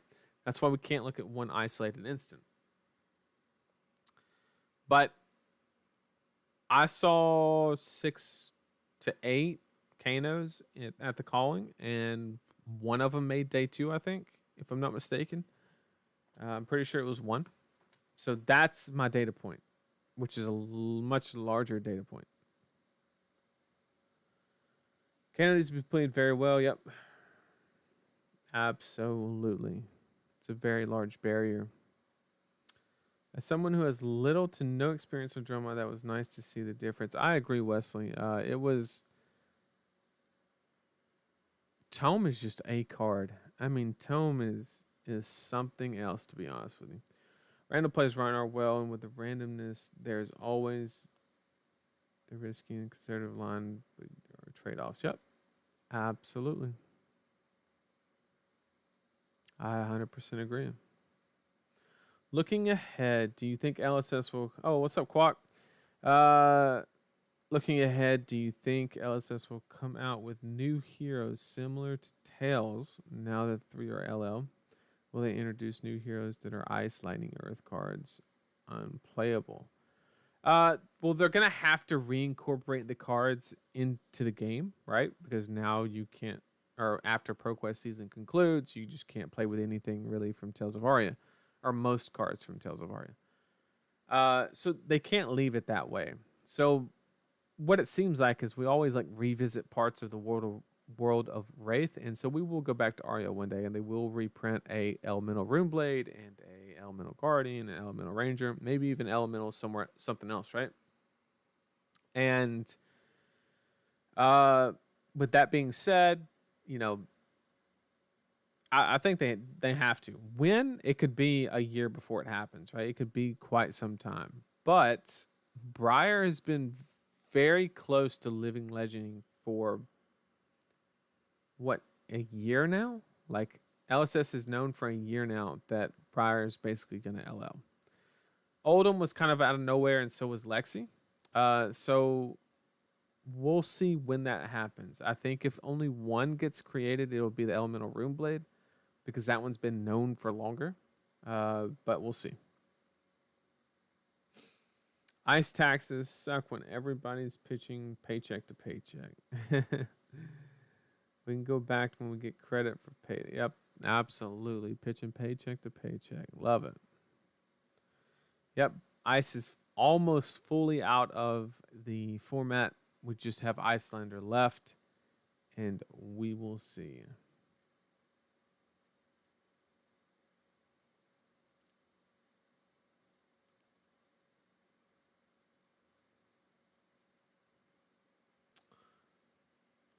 What do you think about the Azrael timing in the mirror and establishing dragons? Something I hadn't thought of last weekend. So I give Damien a lot of crap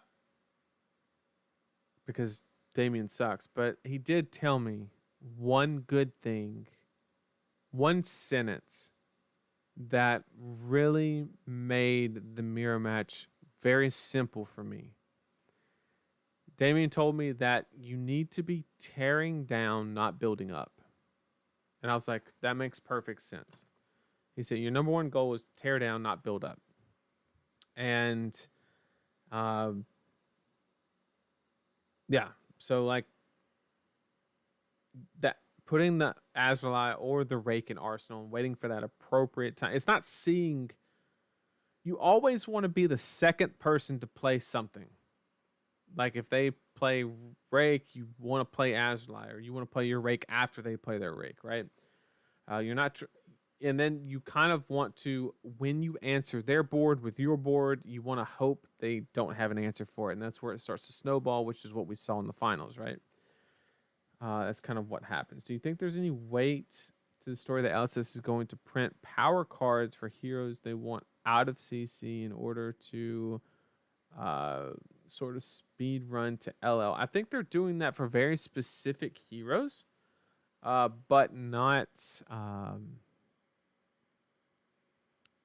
like I think they want Icelander out of the game and they want Dromai out of the game. I think that's like their end vision. I think that's once those two heroes are gone, Dusk Till Dawn and Bright Lights, all those heroes and those cards all of a sudden become, they look much more playable. So I think that's kind of what they're waiting on. I don't think they're going to like, oh, Reinhardt's been here too long, let's print this specialization. I don't think that they're going to do that because there's no real reason. If somebody's really not doing well, will they buff them? Sure, absolutely. We saw that with Rangers, right? Rangers weren't doing anything. Then Outsiders came out and they were really good.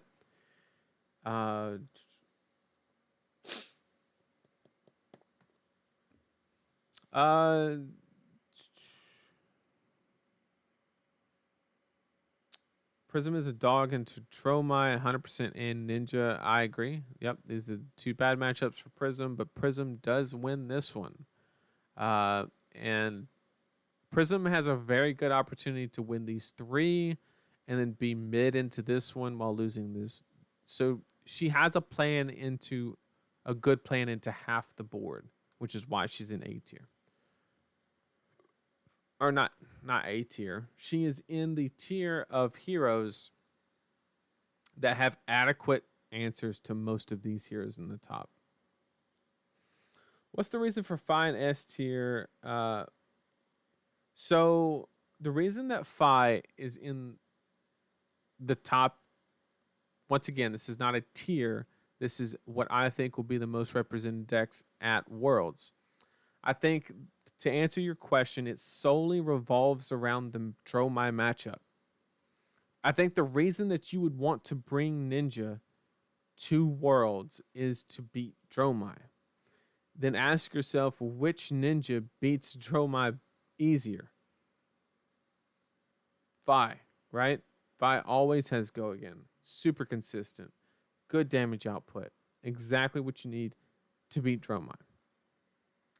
So if you were bringing a Ninja to target Dromai, you're going to bring the better one that's into Dromai. That is my sole basis for the decision.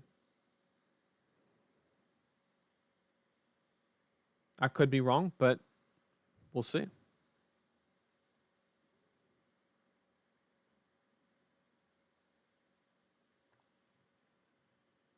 All right, chat.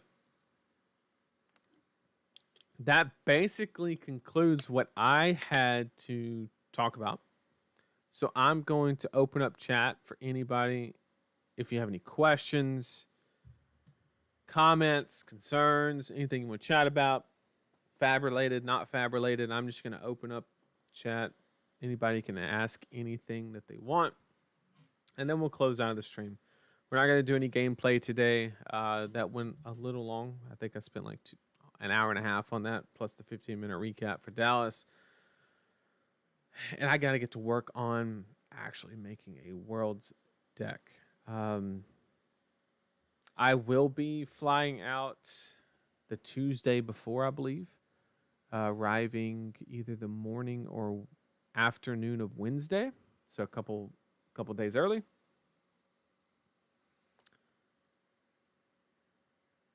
Let's see.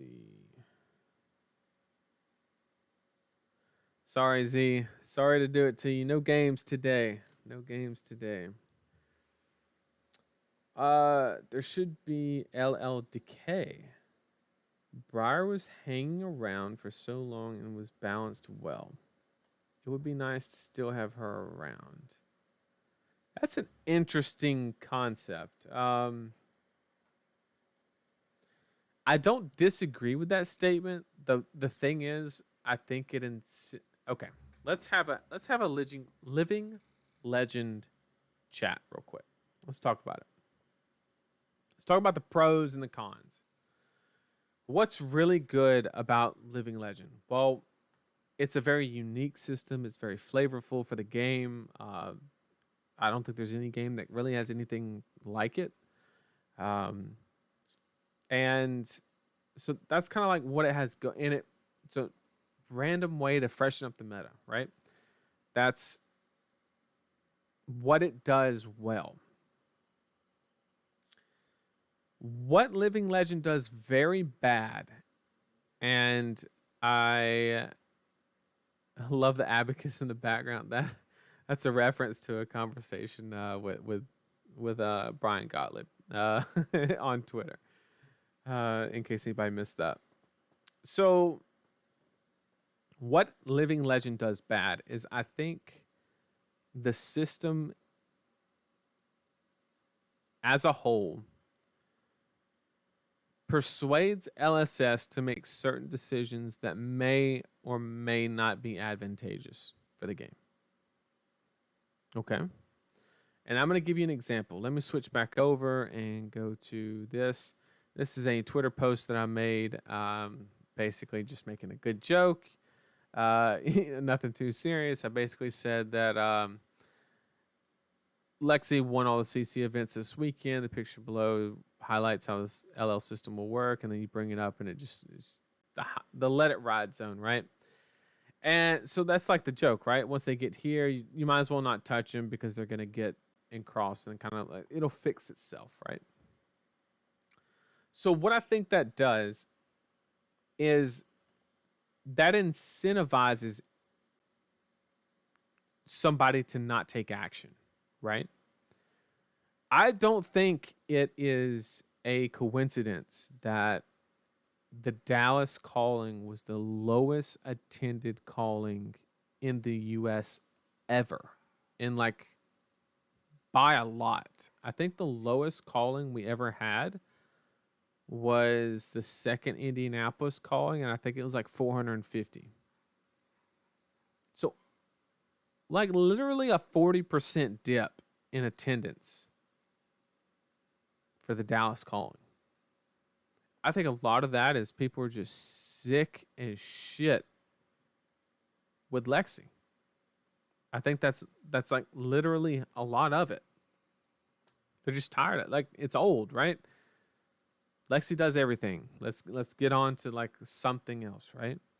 Will people complain about what's next? Absolutely. Not disagreeing with that. But it just nothing is fresh. And that scenario, I believe, was bred from the Living Legend system. They realized that that everybody from LSS has identified that Voltaire is a problem and should not be in the game. Well, it's overtuned, and they are specifically designing cars that are not like it. Okay, so it should not belong in the game, basically, if we connect the dots. So the hero that uses said card approaches 900 points in Living Legend. And it's very easy to just throw the hands up and say, it'll fix itself, right? And that's the one thing that I hate the Living Legend system for, is that it basically provides a situation for them to just throw their hands up and say, it'll take care of itself, when I don't think that it's the correct answer. It's my opinion, of course. I don't have all the information. I don't have the data points that they do. And I know that they have a vision in like a lower power level game and, going back to a more standard version of Flesh and Blood, which I support, right? But I don't think you have to sacrifice months of the game in the competitive environment. Like, you basically talked 200 people out of going to a calling, let me tell you how bad the CC format is right now. Hopefully Josh doesn't mind me sharing this. Josh is actively getting a hotel and driving 3 extra hours to specifically not have to play CC ProQuest. That's how bad this format is, and how tired people are of it, and how it's completely pointless to play it because you're not gaining anything from it. So, and this is all because Lexi got to a point to where she was so close that they could just throw their hands up and say, it'll fix itself. Because I'm still a believer that Lexi could sit at 900 for 13 years because they banned Voltaire, and who would give a shit? Like, let's be honest. Who cares if a hero sits there for 3 days, 3 months, or 3 years? Nobody cares. I'll tell you who does care, though. Look at somebody like Yuki that like loves that hero, right? And then she gets to play it, and then bam, goes from 0 to 1,000, almost, not quite, but like literally non-existent to out of the game in 6 months, right? You don't give people the opportunity to like pick it up and enjoy it and like learn it and stuff like that. It literally is just nothing and then gone, right? And I don't know. It just doesn't seem right for me. But that's my soapbox about LL. That's my opinion, of course. I don't see anything wrong with a hero sticking around at a number. Who gives a shit if they think that, the ideal number of CC heroes is 15 or whatever? Just do what's good for the game, like throughout all parts of the game, not just sacrifice a piece of it for a future endeavor. But that's my opinion. Let me get caught up on chat after my rant. I actually need a resource tracker. It's an abacus. Summer said, I think Brendan Patrick suggested Dallas should have been a limited calling instead. I 100% agree. Also, something that happened.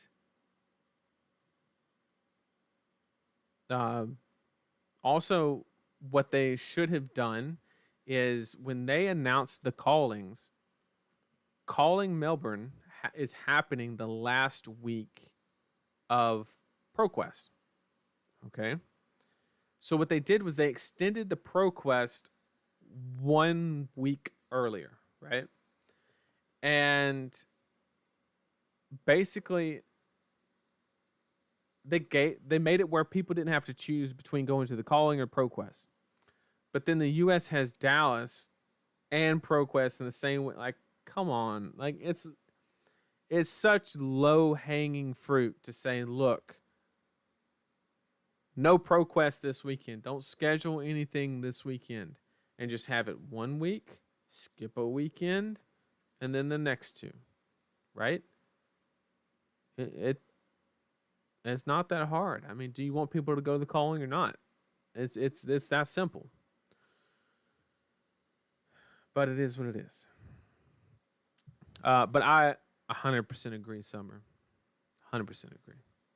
I believe once Icelander and Joe My LLs, most of the heroes remaining should be more or less on equal footing, so LL points should more evenly be distributed. I 100% agree. I 100% agree. So Josh is dodging this PQ season. He's dodging the CC portion. It's the whole reason he wasn't at Dallas, right? He just doesn't. He's just not a big fan of. It's stale. Everybody, he's just not enjoying it. Ban the bejesus out of Lexi and force her to LL on the next announcement. Now you can't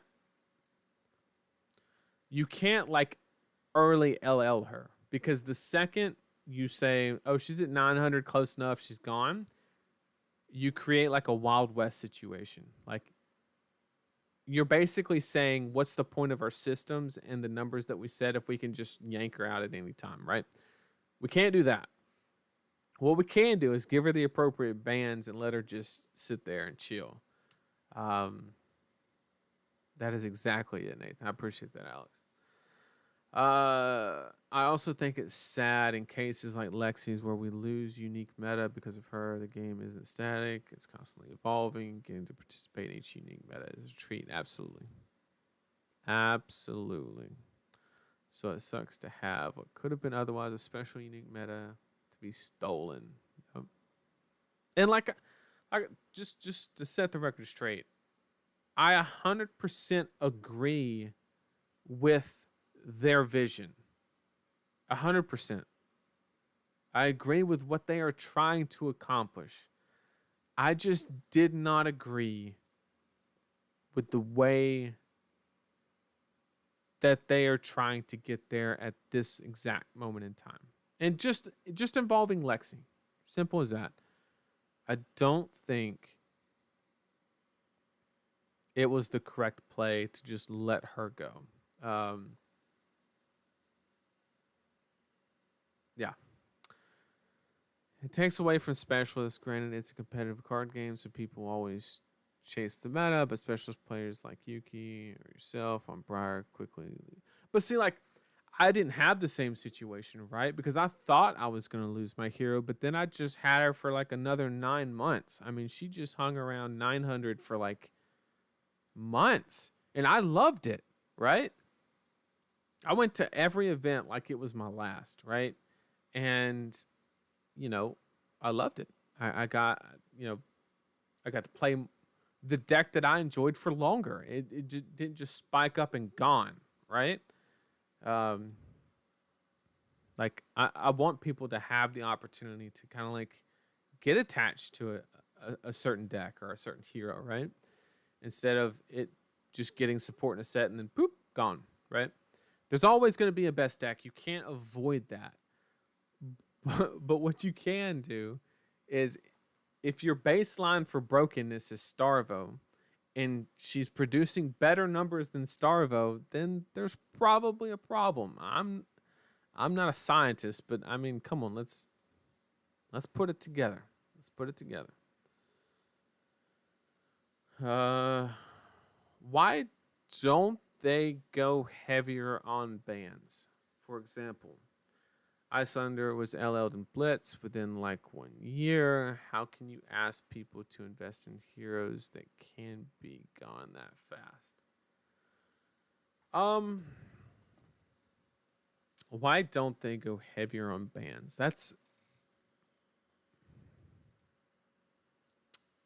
Oh, sorry. Let me wait on that. I missed something else. Do you think points? I missed Quack's question. Do you think points awarded at high level events are too large, which causes heroes to LL quicker? What if the point system was scaled back? I don't necessarily think that's needed. I think we talked about this. I think it was Alex Sneed that brought it up, the card guy. He said that the top 8 should like distribute LL points based off of what rank. So say to win a calling, you get 100 LL points. Well, instead, what you could do is if you make it to the quarterfinals, you get 10 points towards your hero. If you make it to the semifinals, you get 20 points and then 40 for the winner. Because you could have 7 Lexis get into top 8 and then 1 Dromai win all the way out and then get all the LL points. That doesn't like accurately the only contention with that model though is their whole Hall of Fame or whatever they call it, where your name gets put on the hero and stuff like that. Like I don't know how they would like that would make that list a shit show. But maybe not. Maybe it's just a longer list, which is fine. So maybe that's a problem that's not really a problem. But I like that idea. It's not the number of points. It's how they're distributed. It's like all in on one hero, no partial, no nothing. I think a format without Lexi, Dromai, Icelander are very good for Fab. I 100% agree. So once again, why don't they go heavier on bans? Let me answer this question. It's actually it's a- it's actually very interesting. This is of course speculation. We don't know what they know. Um, there's a world where the game is balanced. So, okay. This is something that I learned because this is my first TCG, something that I didn't expect to be the way it is, but it is. Historically, in card games, the general public or the competitive scene will break something or refine something to a higher level than the devs. And it's not to say that the general public is better than the devs. That is insane. The thought process there is the devs only have a finite amount of time. They're creating cards, they're designing cards, they're doing all these different activities. They can only allocate so much time to like current cards, current metas, testing, stuff like that. So it's like a time resource thing. Like imagine that like the devs with a very small amount of time, let's just throw out a weird number. Let's say they dedicate 200 hours toward meta testing every month or so. I don't know. And you know, they come up with like an 80-90% solution. The general public, because we jam like hundreds of thousands of games between so many people, we will always get a higher quality position sheerly on mass and numbers, right? So there is a situation where we're just not as good as them. Like, okay, I can concede that point. But it's also very likely that that's not the case, right? The game in the early days, it was 100% that way, right? Because we were learning the game and stuff like that. But I think we've gotten, especially with Talishar Incorporated, there's so many games played. I think we have a very good fundamental understanding of the game and can play it at a very high level, if not the highest, right? So, with that being said, to answer your question more directly, why don't they just do heavier bans? Or why are they go heavier on bans? I wonder if LSS, anytime they make a band, they like. I wonder if they assume that they failed every time they ban a card. I've never seen.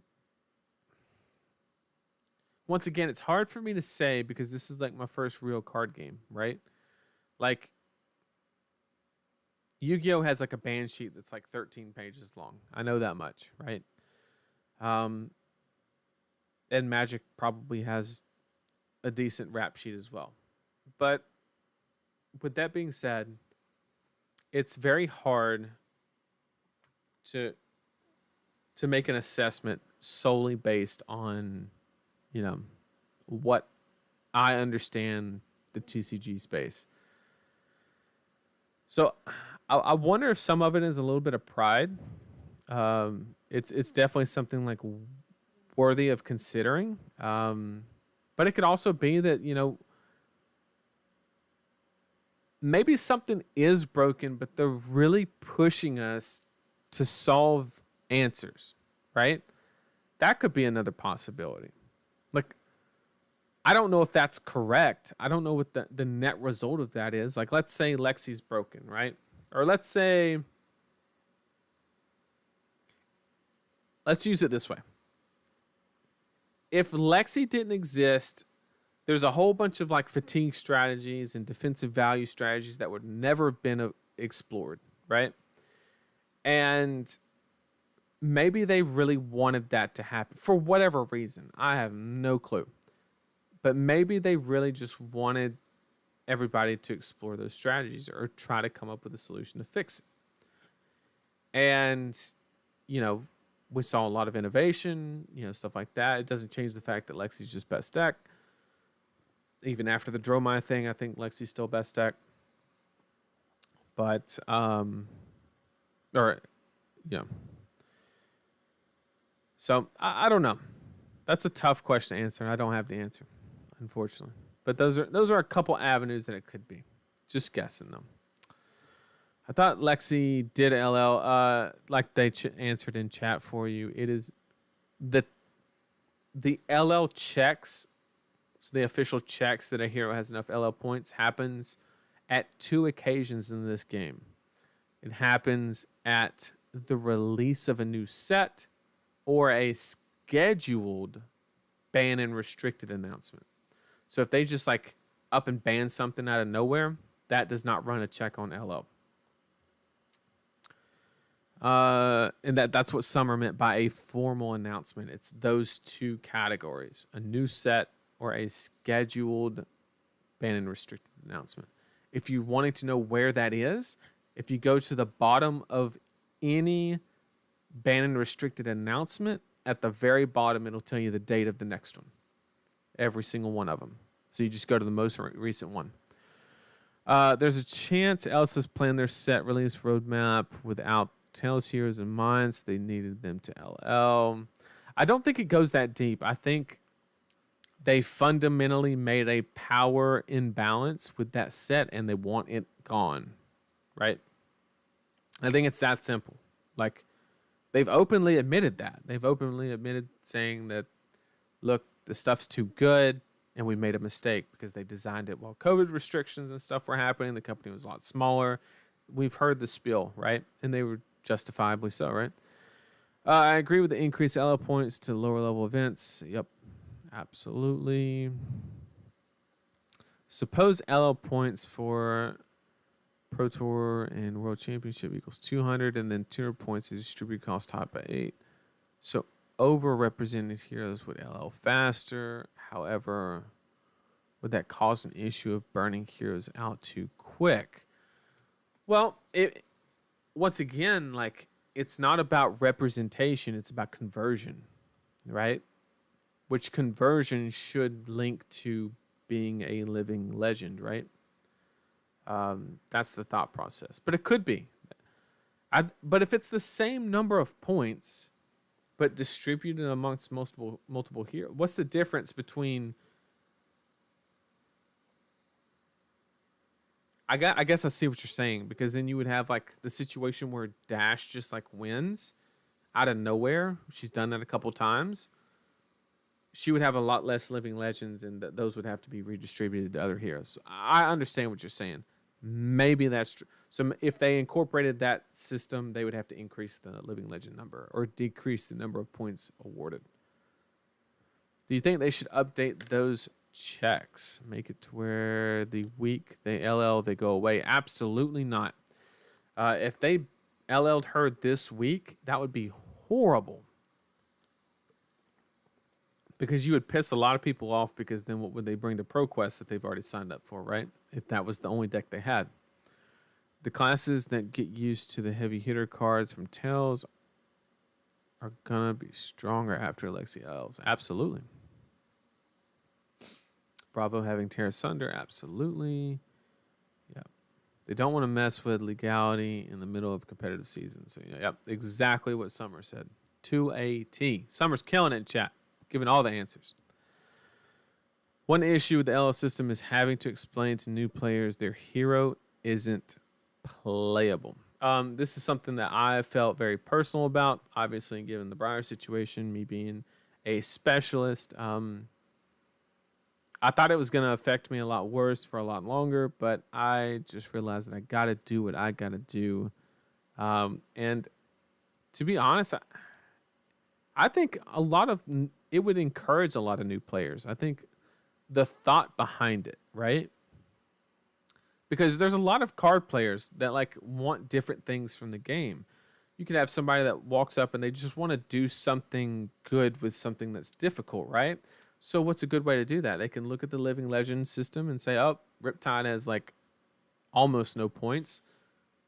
Let me see if I can do something with him and like take it on as a challenge. And like, you know, a lot of people enjoy the game in a lot of different ways. And I think the LL system as a whole is positive for the game. I just really, I really think that it persuades LSS to make iffy decisions, or it tempts them to make iffy decisions. That's my only qualm with. That's the only beef that I have with the LL system. Skeleton ban 1 week for New Jersey. Oh man, that one was good. Yep. It got me, I'll tell you that much.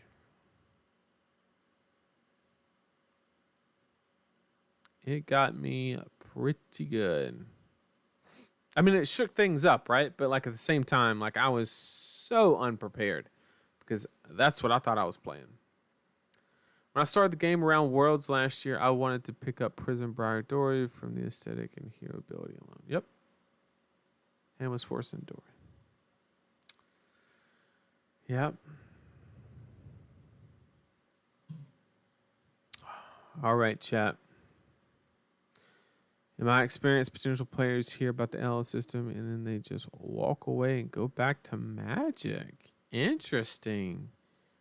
I mean, how could you get mad about a hero rotating out when standard like normally rotates? Or are they like modern players?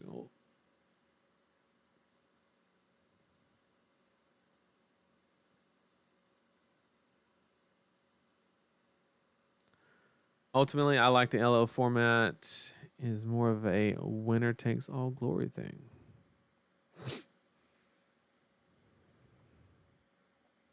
Perfect representation of performance. I do agree, Thomas, that it is more thematic the way that they currently do it, which is perfectly okay, right?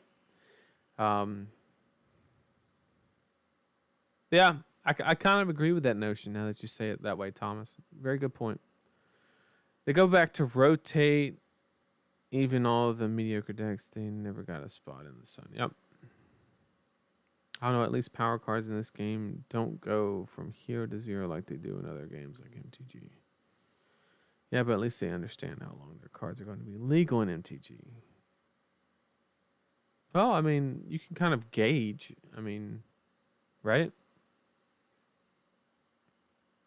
Look, from the reign of Lexi, right? We kind of knew. We knew Lexi was going to LL probably 6 months ago. More than that. So you had a solid like half a year to a year to, well, since Pro Tour Baltimore was, which was in like March. So you've had almost a whole year to play the hero, right? I don't know what more, but yeah. I think that problem goes away once there's more like Living Legend events and the format has really taken off as a played format. Because then your cards are fine, they still serve a purpose, right? And so on.